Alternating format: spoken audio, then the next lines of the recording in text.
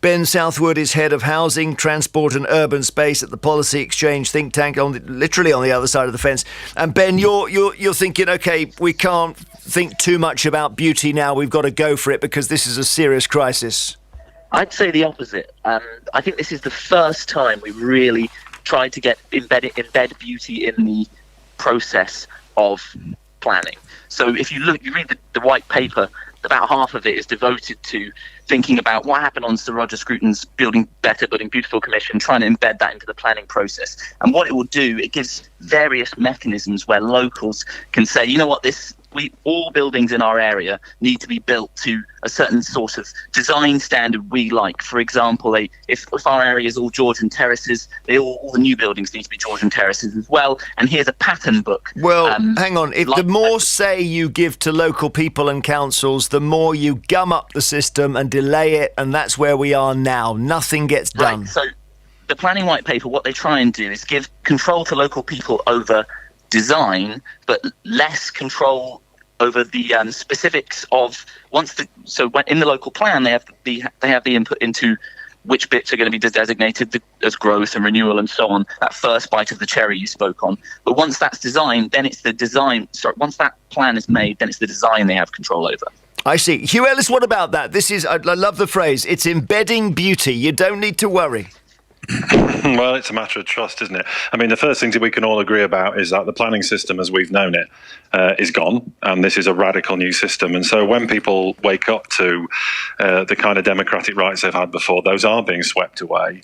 And you've got to trust, I suppose, that the government's commitment to creating more democracy up front in the plan will be there. But there's no sign of that in the white paper. There's a single measure that makes it more democratic. I mean, the word democratic isn't always a good thing. It's been used by people with excessive interest in their local area to stop projects that would be good for the rest of us. So, okay, it'd be good to know if there's any, where the evidence of that is, and also isn't that also code for just people that don't happen to agree with us? Well, a classic is wherever you try and put a windmill, a wind turbine, people near it complain every single time. Of course they do, and yet you can argue that wind turbine needs to be there for the rest of us.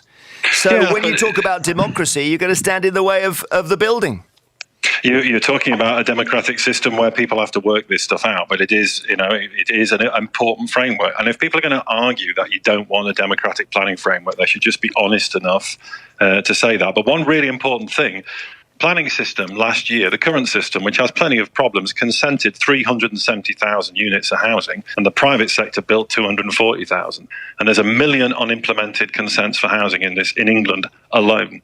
So the reason we're not building enough housing, right? It's not the problem. No, it's not. Okay, Ben, that's interesting. You've already got the green light on tons of stuff that people haven't got round to building yet. Right. So I think that's an interesting point. Two things I'd like to focus in on are where are we actually thinking of when we're thinking of these new houses that the system is designed to build? So one thing that isn't very well embedded in the current planning system, which they're trying to bring in, is areas where there's more of a scarcity indicated by higher prices. Areas like London, the outskirts of Oxford and Cambridge, Milton Keynes. Those are the areas where stuff is going to be pushed, and less is going to be demanded from the countryside and from Greenfield under the new plans. And the other thing I'd like to focus on, which was raised slightly earlier in the discussion, is the economic growth aspects. So Nicholas Crafts, one of the great economic historians of Britain, says that the way we got out of the first Great Depression in the 1930s, we added 2 percentage points to GDP growth every year, was by unleashing a massive house building boom. And Neville Chamberlain, who later became unpopular for various reasons, at that time was a housing minister, and there was the number one song in Britain was "We Love You, Mr. Chamberlain." And so I think that's I didn't know that. That's amazing. Yes. Well, because of house building. Right. So we built millions of houses, the semi-detached Edwardian houses that are very popular in London, and I think they're trying to unleash a similar sort of thing. And I think that we need to think about the economic aspect as well as the very important points about democracy that my friend is saying. Right. Well, I mean, no one wants to argue against democracy. That's the problem here. But Hugh, bottom line, let's let the builders get to work and throw this stuff up as fast as possible, because otherwise we're going to have a mother of all depressions in this economy.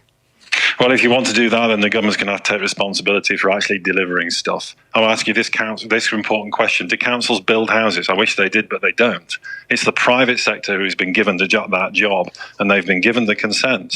So if you want to be smart about this, there are ways of delivering new homes, but focusing on the planning system is one of the biggest distractions to the real issues about delivering in this country. And on quality, climate crisis and inequality and social rent and all the standards we want to keep.